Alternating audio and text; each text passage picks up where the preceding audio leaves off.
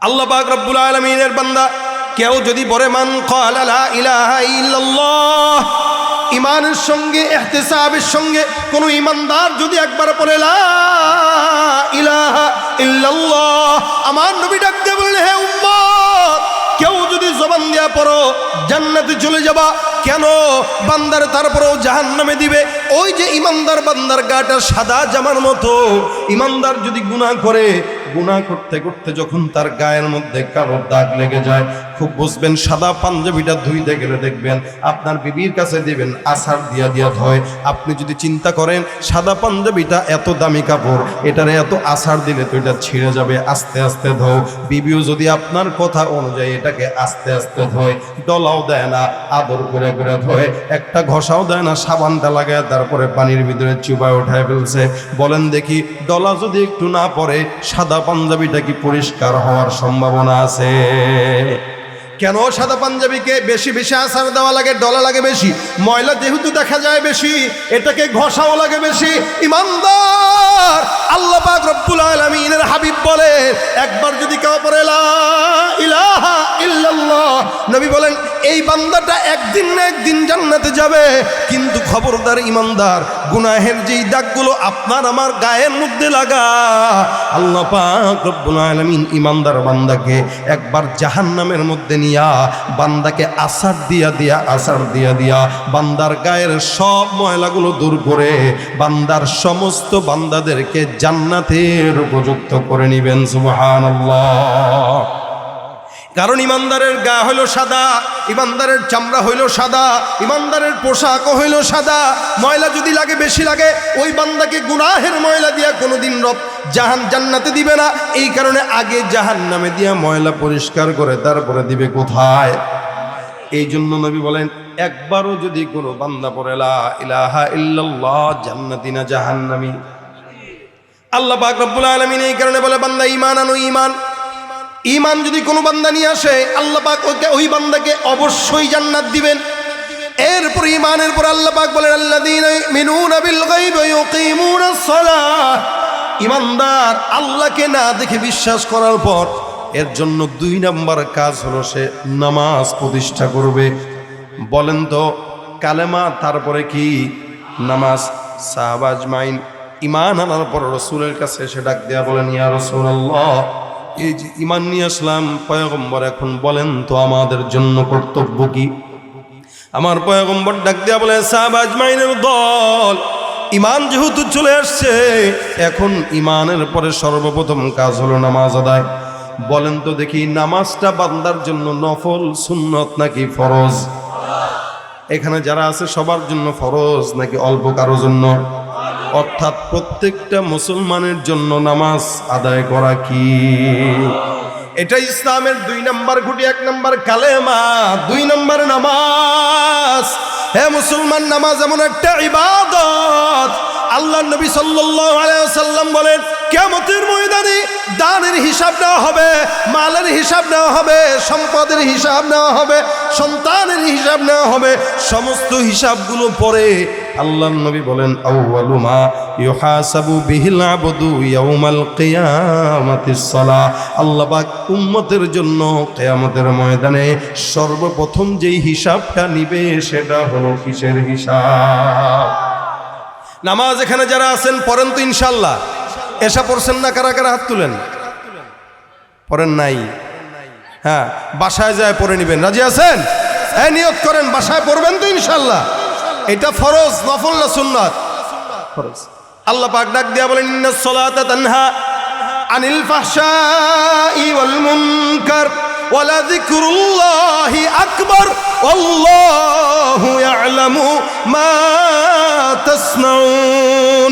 নামাজ এমন একটা ইবাদত, যে ইবাদতটা বান্দা যখন করে আল্লাহ পাক বলেন ইন্নাস সালাতা তানহা আনিল ফাহশাই ওয়াল মুনকার।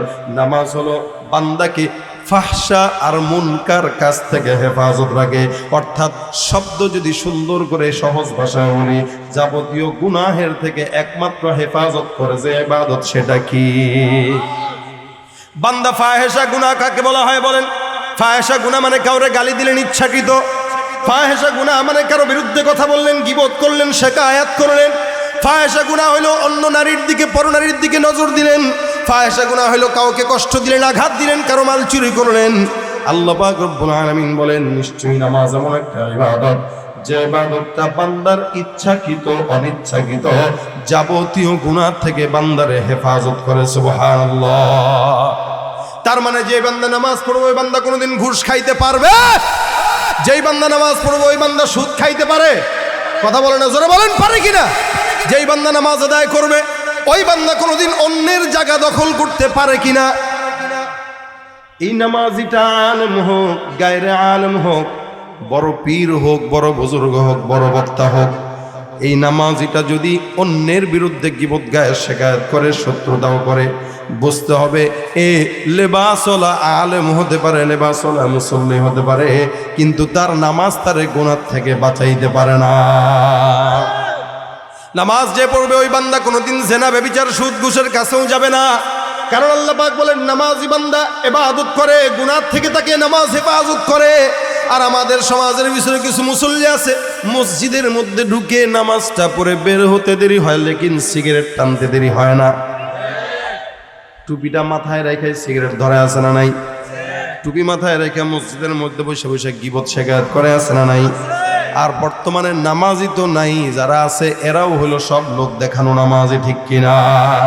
এই মুহূর্তে দেখবেন নির্বাচন 7 তারিখে আসতেছে, নির্বাচনের আগে নামাজির সংখ্যা বাড়ে প্রতি সময়, সব সময়। বোঝা গেল যারা নির্বাচনের আগে নামাজ পড়ে এরা নামাজ পড়ে ভোট পাওয়ার জন্য। ঠিক না বেঠিক? মুসলমান মনে রাখবেন, নামাজ কি শুধু ভোটের জন্য, দেখানোর জন্য না, আল্লাহর জন্য। পাক ডাক দিয়া বলেন, কুল ইন্না সলাতি ওয়া নুসুকি ওয়া মাহইয়ায়া ওয়া মামাতি লিল্লাহি রাব্বিল আলামিন। কার জন্য পড়ব জোরে বলেন? বান্দা নামাজ পড়বে, ইবাদত করবে, সমস্ত হায়াত, মৌত, কুরবানি, জিকির, আজকার যা আছে এই সমস্ত ইবাদত বান্দা কার জন্য করবে জোরে বলেন তো? আল্লাহ পাক বলেন, সব নামাজি কিন্তু ভালো নামাজি নয়। কিছু নামাজি আছে 2 নম্বর, কিছু নামাজি আছে ব্যবসায় লাভ পাওয়ার জন্য নামাজ পড়ে, কিছু নামাজি আছে ভোট পাওয়ার জন্য নামাজ পড়ে, কিছু নামাজি আছে মানুষ তারা নামাজি বলবে এই কারণে নামাজ পড়ে। যার কারণে আল্লাহ বলেন, ফাওয়াইলুল লিল মুসাল্লিন আল্লাযীনা হুম আন সালাতিহিম সাহুন আল্লাযীনা হুম ইউরাউন ওয়া ইয়ামনাউনাল মাউন। সব নামাজিদের জান্নাতি হবে বিষয়টা এমন নয়। অসংখ্য মানুষ নামাজি হওয়ার পরও কিয়ামতের ময়দানে নবী করিম হাদিসের মধ্যে বর্ণনা করেন, আল্লাহ পাক কিছু নামাজিদেরকে ডাক দেয়া বলবে, হে নামাজি কোথায়? নামাজি বলবে ডাক দেয়া আল্লাহ। আল্লাহ পাক ডাক দেয়া বলেন, তুমি নামাজ কি পড়ছিলে? বলে হ্যাঁ। কার জন্য? বলে মাওলা তোমার জন্য, তোমার ইবাদতের জন্য, তোমার জান্নাতের জন্য। আল্লাহ ডাক দেয়া বলবেন, বেটা বাটপার, মিথ্যু, কাজ্জাবতা, তুই মিথ্যা বললেই। তুই জমিনের মধ্যে নামাজ আদায় করতি যখন ভোট চলে আসতো তখন, এরপরে তোরে মসজিদে দেখা যায় না। এ মুসলমান নবীর উম্মত নামাজ আদায় করছে বান্দা, মানুষ যেন তারা নামাজি বলে। আল্লাহ হাবিব বলেন, এই সমস্ত নামাজিদেরকে আমার রব্বে কারীম ডাক দেয়া বলবে, হে নামাজি, নামাজটা আদায় করছো বান্দাকে দেখানোর জন্য, সুতরাং জমিনে মানুষ তোমাকে বিশাল বড় নামাজি বলতো, তাহাজ্জুদ গুজার বলতো, কিন্তু তোমার নামাজ জান্নাতের চাবি নয়, ইখলাসের নামাজও ছিল না। যার কারণে আমি আজকে আদেশ করলাম, আল্লাহর হাবিব সাল্লাল্লাহু আলাইহি ওয়াসাল্লাম বলেন, ফায়ুসহাবু আলা ওয়াজহিহি হাত্তা উলকিয়া ফিন্নার। ধর সবগুলাকে, পাওটা উপরের দিকে দাও, মাথাটা নিচের দিকে দিয়া এক ঢিল দিয়া তাকে জাহান্নামের অতল গহ্বরে ফেলায় দাও। এটা আদেশ করবেন নামাজিদের জন্য, শুধু তাই নয়, সমস্ত ইবাদত গুজার বান্দাদেরকে আল্লাহ পাক বলবেন। এই জন্য আল্লাহ পাক বলেন, ফাওয়াইলুল লিল মুসাল্লিন। এই সমস্ত ভণ্ড নামাজিদের জন্য সতর্ক। আজকে সমাজের ভিতরে অসংখ্য মুসলমান আছে, এখানে যতগুলো মানুষ আছে, ফজরের নামাজে কি সবাই আসবে কিনা বলেন তো? কয়জন হবে বলেন? আরে কথা কয় না, কয়জন হবে? এখানে আপনারা এলাকার কারা কারা হাত তুলেন তো? এলাকার কারা কারা? এই মহল্লার কারা হাত তুলেন? এই মহল্লার আপনারা বেশিরভাগই বাহিরের, সুবহানাল্লাহ। তাহলে ফজরের নামাজের সময় আপনারা কি আসবেন তো? ইনশাআল্লাহর আওয়াজে করোনা ধরছে নাকি? জোরে বলেন, আরো জোরে বলেন। নামাজ ফজরের পড়বেন, দেখবেন অধিকাংশ শীতের সময় আসতেছে, ইমাম মুয়াজ্জিন ছাড়া আর কেউ মসজিদে যায় না। ইনারাও পড়ায় মোটামুটি দায়িত্ববোধ আছে বলে, নইলে একটু দেরিতেই উঠতো অথবা ঘরেও পড়তো। অথচ মসজিদগুলো পাকা হচ্ছে, 2 তলা 4 তলা 10 তলা হচ্ছে। রাসূল বলেন কিয়ামতের আগে মসজিদ নির্মাণ হবে, ঠিক ওই মসজিদটাই কিয়ামতের আলামত হয়ে যাবে। কথা বুঝে না এরা? মসজিদ কিসের আলামত হবে? কিয়ামতের আলামত। মনে করেন এই মসজিদের সভাপতির সাথে আরেক মসজিদের সভাপতির লাগছে, অথবা আরেকজনের লাগছে, এলাকা সেরও পাওয়ার আছে, টাকা পয়সাও আছে, কোনো মতো এখন লাগছে, খাইছে সভাপতি কি ভাবটা লইলি দাঁড়া, জায়গা কি আমার নাই, টাকা কি আমার নাই, দেখাই দিস। এবার পাশের এলাকায় যায় জায়গা একটা কিনা আবার সে লাগাইছে আরেক মসজিদ, এবার তারও দেখায় আমগো মসজিদ তোকে মসজিদ থেকে বড়, আমাদের টাইস তোকে টাইসের থেকে সুন্দর। আচ্ছা বলেন তো, যে এটা করলো তার কি আল্লাহর জন্য করলো না বান্দাকে দেখানোর জন্য? নবী বলেন এটা কিয়ামতের আলামত। আর ওই মসজিদগুলোতে দেখবেন মুসল্লি হয় না, হিংসা দিয়া যে এই মসজিদের নির্মাণ হয়। এবং আল্লাহ পাক রাসূলকে স্বয়ং নিষেধ করেছেন, লা তাকুম ফীহি আবাদা লামাসজিদুন উসসিসা আলাত তাকওয়া মিন আউয়ালি ইয়াউমিন আহাক্কু আন তাকুমা ফী। এই খবরদার, রাসূল মসজিদে কুবা যখন নবী নির্মাণ করেন, নবীর বিপরীতে কিছু মুনাফিকরাও আরেকটা মসজিদ নির্মাণ করেছেন হিংসা নিয়া। ওইটা রাসূলের জামানায় ছিল, এই জামানায় থাকবে না, এটা কি হয়? এই জন্য এই জামানায় আছে। নবী বলেন খবরদার, এই সমস্ত মুনাফিকের মসজিদে আপনি যায়েন না, নামাজ পড়েন না। মসজিদ কাঁচা হোক, মুসল্লি দরকার পাকা। কিন্তু বর্তমানে মুসল্লি কাঁচা আর মসজিদগুলো 3-4 তলা, শুধু জুমার নামাজে ভরে, এছাড়া একটা ওয়াক্তীয় নামাজে 1 তলাও ভরে। আর মুসল্লি কোথায়? তার মানে সব মুসল্লি সাপ্তাহিক মুসল্লি, নামাজ তো পড়েই না। যাও নামাজ পড়তে যায়, শুক্রবারে জুমার দিন সবার পরে যাবে, ডাঙায় ডাঙায় সামনে যায় বসার চেষ্টা করবে। আর যদি খালি মুতাওয়াল্লির ফুত হয়, তাহলে তো কোনো কথাই নাই। যায় নামাজ তার বাপে বিছাই দিয়ে গেছে, ওই যায় নামাজ ছাড়া সে নামাজ পড়ে না। আপনাদের বিপরীতে গেলেও কথাগুলো বাস্তব না বাস্তব বলেন? রাগ করতেছেন কেউ? এখানেও মসজিদ আছে, আমি জানি না কোন জায়গার কি হালত, কিন্তু আমার এটা বলা কর্তব্যতাই আমি বলতেছি। মসজিদ কোনোদিন কারো বাবার সম্পত্তি না। আপনি যদি মসজিদের মুতাওয়াল্লি হন, সভাপতি হন, আপনি নিজেকে এই জায়গায় রাখবেন যে আমি আল্লাহর একটা গোলাম, এই মসজিদের বাথরুম পরিষ্কার করা লাগলেও আমি করতে রাজি। খাদেম সাহেব যদি একটু পরিষ্কার না করে, এই খাদেম কইরে টাকা কি হতে দিয়ে এটা রে কি রে, বাথরুম ওয়ালাকে পরিষ্কার করছ না, চাকরি নট, বাস দিয়ে দিছে। কেন? আপনি না মসজিদের মুতাওয়াল্লি, আপনি না সভাপতি, উচিত তো ময়লা থাকলে আপনি নিজে পরিষ্কার করবেন। এটা আপনার সম্মানের জিনিস, অসম্মানের কোনো জিনিস না। এই ঘরটা কি প্রধানমন্ত্রী শেখ হাসিনার? এই ঘরটা আপনার এলাকার নেতার? কার ঘর এটা? আরে কথা বলে না, কার ঘর? ইন্না আউওয়ালা বাইতুন মুদিআ লিন-নাস লাল্লাযী বিবাক্কাতা মুবারাকান ওয়া হুদাল লিল আলামিন। আল্লাহ পাক ডাক দিয়া বলেন, দুনিয়ার জমিনের সর্বপ্রথম ঘর বাইতুল্লাহ। এই বাইতুল্লাহর আদলে জমিনে যত নামাজের ঘর আছে সবগুলোই হলো আল্লাহর ঘর। এই জন্য আল্লাহর ঘরের দায়িত্বশীল যারা, তারা কার দায়িত্বশীল জোরে বলে? আপনি সভাপতি হইলে আপনি আমার রাসূলের দাদা ছিল মসজিদের মুতাওয়াল্লি, সুবহানাল্লাহ কয় না? আব্দুল মুত্তালিব নাম ছিল কি? আল্লাহর নবীর দাদা ছিল মসজিদের মুতাওয়াল্লি। আর আপনার আমার দাদারা ক্লাবের মুতাওয়াল্লি হয়। বাদ দিলাম ওই কথা। আমাদের দেশের রাজনীতিবিদরা টাকা পাইলে ক্লাবের সভাপতি হয়, ক্লাব যেখানে গাজা আর ক্যাসিনোর আড্ডা চলে। এজন্য টাকা আছে তো মসজিদের সঙ্গে সংযুক্ত হয়ে যান। নবী বলেন ওই 7 প্রকার মানুষকে আল্লাহ পাক আল্লাহর আরশের নিচে ছায়া দিবে। অসাবুন কি বলে, ওই সমস্ত লোক রাজুলুন মুআল্লাকুন বিল মাসাজিদ, যাদের অন্তর আল্লাহর ঘরের সঙ্গে লেগে থাকে। সুবহানাল্লাহ। অর্থাৎ মসজিদের মুতাওয়াল্লি সভাপতি, সেও আল্লাহর আরশের নিচে ছায়া পাবে। সুবহানাল্লাহ কয় না? কিন্তু কোন সভাপতি? যে 5 ওয়াক্ত নামাজে মসজিদে আগে ঢুকে, কথা বলে না? 5 ওয়াক্ত নামাজের সভাপতি আগে ঢুকবে, কারণ মসজিদের সভাপতির যদি ইখলাস না থাকে মুসল্লিদের ইখলাস থাকবে না। আরে মাহফিলে বক্তা আমার যদি ইখলাস না থাকে আপনাদেরও থাকবে না। এই জন্য এই জায়গাগুলো দামি জায়গা। মসজিদের সভাপতি খালি হারাম টাকা কামায়া দিলেই বানায়া দিবেন না, মাদ্রাসার সভাপতি হারাম টাকা দিলেই বানাবেন না। ওই লোককে সভাপতি দিবেন অথবা সভাপতি যে থাকবে তার চিন্তা করতে হবে আমার সমস্ত হালাল টাকাগুলো থেকে আমি আল্লাহর রাস্তায় খরচ করব। কারণ আল্লাহর ঠেকা পড়ে নাই দ্বীনের জন্য আপনার হারাম টাকা গ্রহণ করবে, এটা আল্লাহর ঠেকা পড়ে না। কথাগুলো শক্ত হয়ে যায়, কি বলেন? শক্ত হয়ে যাইতেছে। এটা দরকার আছে না নাই? আমাদের দেশে মানুষের অন্তর পরিচ্ছন্নতা রাখা দরকার। মসজিদ মাদ্রাসার সাথে সম্পৃক্ত হইলেই আজান দিয়া বলে আমি তো অতগুলা মসজিদের সভাপতি, আমি 8টা মসজিদের সভাপতি, অথচ হালাল টাকা একটা টাকাও কামায় না। সারা জিন্দগি হারাম টাকা কামায়া লাশ বয়সে চিন্তা করে আরে যা করছি না করছি একটা মসজিদ বানায় সভাপতি হয়ে যাবো, আল্লাহ আজীবনের আকাম সব শেষ করে দিবে। কিও অত সোজা?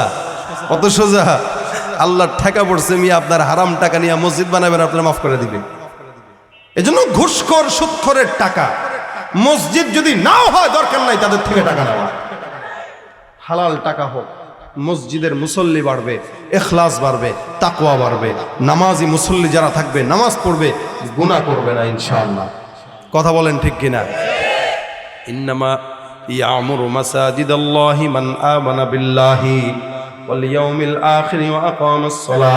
আল্লাহ পাক রব্বুল আলামিন বলেন নিশ্চয়ই নামাজ বান্দা, মসজিদ কারা নির্মাণ করবে, মসজিদ যারা পরিচালনা করবে, যারা মসজিদের দায়িত্বশীল থাকবে, এরা কিন্তু সুদখোর ঘুষখোর হলে চলবে না, এরা সবগুলো ইমানদার হওয়া লাগবে, ঠিক কিনা? কারণ ইমানদার বুঝে মসজিদের দাম কি, ইমানদার ছাড়া এটা কেউ বুঝবে না। বর্তমান সময়ে মসজিদ তো আছে, দেখা যায় চেয়ারম্যানও বাড়ছে। চেয়ারম্যান বুঝেননি? মসজিদের ভিতরে চেয়ার ভরা, মানে চেয়ারে নামাজ পড়ে, চেয়ারে, অথচ ডাং ডাং করে ঘুরে বেড়ায়, সারাদিন ফুটবল খেলে, ক্রিকেট খেলে, হাডুডু খেলে, সকালে ব্যায়ামও করে। মসজিদে আসলে চেয়ার পাইলে আর ছাড়তে চায় না, সাজানোই থাকে তার চেয়ার, সে আইসা খালি করে বসে, আরে আরাম। এরকম তো সারাদিনও নামাজ পড়লে পড়া যায়, কেউ ঠিক না? বৈশা বৈশা তো সারাদিন দিনে নামাজ পড়া যায়। কত বড় শয়তান অলস, সারাদিন বাজারে ঘুরবে।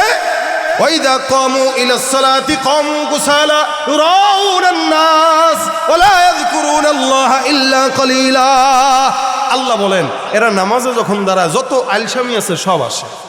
নামাজে দাঁড়ায় মশা থাবড়ায়, মাছি থাবড়ায়, ওদিকে পাছা চুলকায়, ওদিকে মাথা চুলকায়, এদিকে সামনের ক্যালেন্ডার পড়ে, আছে না নাই? আমি একদিন এক জায়গায় নামাজ পড়তে দাঁড়াইছি, আমাদের পাশে একজনের মোবাইল বাজতেছে, বুঝছেন মোবাইল বাজতেছে, মোবাইল বাজতেছে আর ও রিং টং যে বাজতেছে না, এটা বন্ধ করে না, পাশের থেকে তারা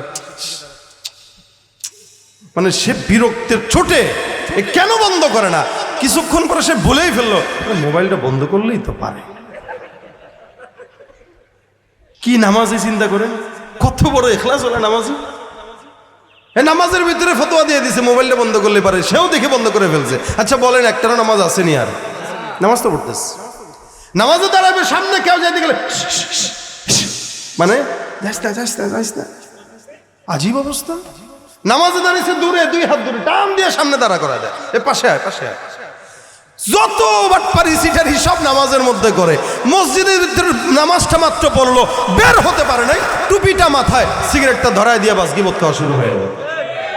আল্লাহ যে বললেন নামাজ মানুষকে গুনাহ থেকে বাঁচায়, এই বান্দারে গুনাহ থেকে বাঁচাইতে পারছেনি, তার মানে বোঝা গেল এর নামাজ না, এটা হইলো শয়তানি, ঠিক কিনা বলে? তুমি রমজান এলে রাখো না রোজা, দিনকে করো আঘাত, পয়সা করির নেই তো অভাব, দাও না তো যাকাত।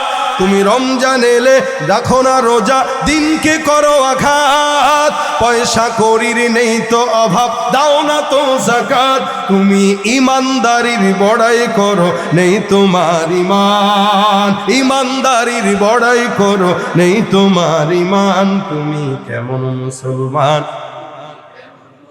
কেমন মুসলমান, তুমি কেমন মুসলমান।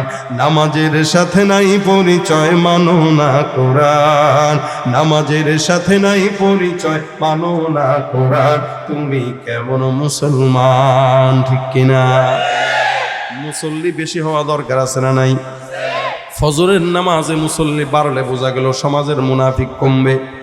নবী করিম বলেন ফজরের নামাজ আর এশার নামাজ মুনাফিকরা পড়তে পারে না, এদের কাছে এটা বড় কষ্ট। যার কারণে ফজরের নামাজের সময় যদি রাস্তায় বের হন, শরীরের মধ্যে আলাদা একটা প্রশান্তি আছে না নাই? কেন এত শান্তি লাগে? কারণ হলো ফজরের নামাজের সময় কোনো মুনাফিকের নিঃশ্বাস এই জমিনে পড়ে না। সবগুলা ঘুমায়, মুনাফিকের বাচ্চারা সব ঘুমায়। যত সজাগ থাকে কারা? ইমানদাররা। এই কারণে ফজরের আবহাওয়ায় আলাদা শান্তি লাগে, কি লাগে না? ভাইরা আমার খুব বুঝবেন, আল্লাহ পাক রব্বুল আলামিনের হাবিব নামাজ পড়তেন, আমরাও পড়ি। সাহাবা আজমাইন একবার নামাজ আদায় করে রাসূলুল্লাহ নামাজ পড়াইলেন। নামাজের পর এক সাহাবী ডাক দিয়ে বলে, ইয়া রাসূলুল্লাহ, নামাজের মধ্যে আপনাকে দেখলাম কি যেন খাইতে যান, ধরতে যান। নবী আমার ডাক দিয়া বলে, কেমনে বুঝলা? সাহাবীরা নামাজের মধ্যে পয়গম্বরের চেহারার দিকে তাকায়, এটাও তাদের ইবাদত। নামাজের মধ্যে এমনি তাকাইতেন আর দেখতেন রাসূল কি করে। সাহাবীদেরকে নবী ডাক দিয়া বলেন, নামাজের মধ্যে কেমনে বুঝলা আমি কিছু খাই? আল্লাহ রাসূলকে সাহাবা আজমাইন ডাক দিয়া বলে, বিদাহরিকি লিহিয়া, আপনার দাড়ি মোবারক নড়াচড়ার মাধ্যমে আমরা বুঝলাম আপনি কিছু খাইতে যান।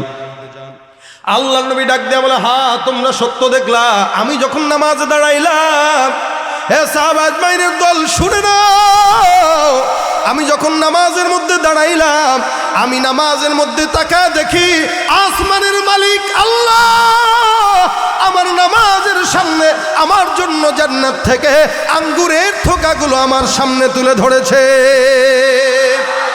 বন্দেগানে খাসে আল্লাহ মুলগুয়ুব দরজাহা জানে জাওয়াসি সুলকুলু জমি সরসবো ये पीराहन शनीदी चिरादर चाहे किन आलस নদীদি।